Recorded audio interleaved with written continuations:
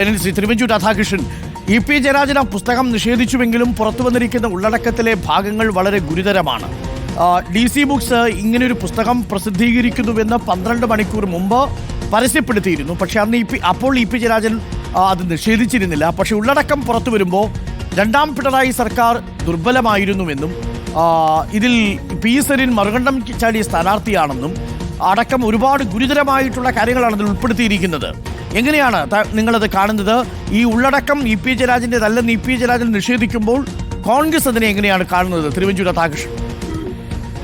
E P ജയരാജന്റെ നിഷേധം വളരെ മെക്കാനിക്കലായിട്ടുള്ള ഒന്നാണ്. കാരണം സമ്മർദ്ദങ്ങൾ വന്നു കഴിയുമ്പോൾ ആ സമ്മർദ്ദത്തെ അതിജീവിക്കാൻ വേണ്ടി നിഷേധക്കുറിപ്പ് കൊടുത്ത് അദ്ദേഹം കൈകഴുകി നിൽക്കുകയാണ്. ഇ പി ജയരാജന്റെ സ്വഭാവം വിലയിരുത്തുന്ന എല്ലാ ആളുകൾക്കും അറിയാം. അദ്ദേഹം യഥാർത്ഥത്തിൽ എല്ലാ കാര്യങ്ങളും തുറന്നു പറയുന്ന ഒരാളാണ്. കമ്മ്യൂണിസ്റ്റ് രഹസ്യങ്ങൾ സൂക്ഷിക്കുക എന്ന് പറയുന്നത് സാധാരണഗതിയിലുണ്ട്. പക്ഷെ ഇ പി ജയരാജനെ സംബന്ധിച്ചിടത്തോളം കുറച്ചുകൂടി ഒരു ഓപ്പൺനെസ് കാണിക്കുന്ന ഒരു പഴയകാല കമ്മ്യൂണിസ്റ്റാണ്.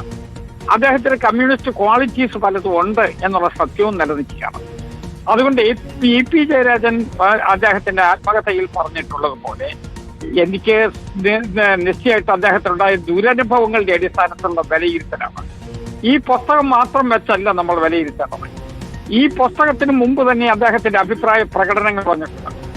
അദ്ദേഹത്തെ സത്യം പറഞ്ഞാൽ പാർട്ടിയുടെ സെക്രട്ടറി സ്ഥാനത്ത് എത്തേണ്ടിയിരുന്ന ആളാണ് എന്നുള്ളത് ലോക സമൂഹത്തിന് എല്ലാവർക്കും അറിയാം. അദ്ദേഹത്തിനകത്ത് പോളിറ്റ് ബ്യൂറോയിലെയുള്ള അംഗത്വവും കൊടുത്തില്ല.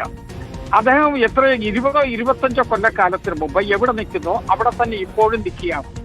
അവർ സ്വാഭാവികമായി ഇ പി ജയരാജൻ ഇന്നുള്ള സെറ്റപ്പിനോട് യോജിക്കുന്ന വ്യക്തിയല്ല എന്നുള്ളത് വാചകങ്ങൾക്കിടയിൽ സത്യം പറഞ്ഞാൽ നമുക്ക് ബോധ്യപ്പെടും.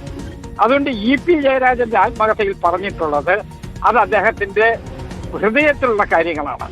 അദ്ദേഹം നിഷേധിക്കുന്നത് മെക്കാനിക്കലായിട്ട് അദ്ദേഹത്തിന്റെ മേൽ അടിച്ചേൽപ്പിച്ച സാഹചര്യങ്ങളും സമ്മർദ്ദവും കൊണ്ടാണ്. ഇ പി എന്നും ആളാണ്.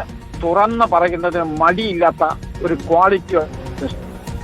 Okay, thank you Shri Thiruvanchoor Radhakrishnan. Thiruvanchoor രാധാകൃഷ്ണനാണ് ഇപ്പോൾ പ്രതികരിച്ചത്. മെക്കാനിക്കലായി, യാന്ത്രികമായാണ് ഇ പി ജയരാജൻ പ്രതികരിച്ചത് എന്നാണ് തിരുവഞ്ചൂർ രാധാകൃഷ്ണൻ പറയുന്നത്.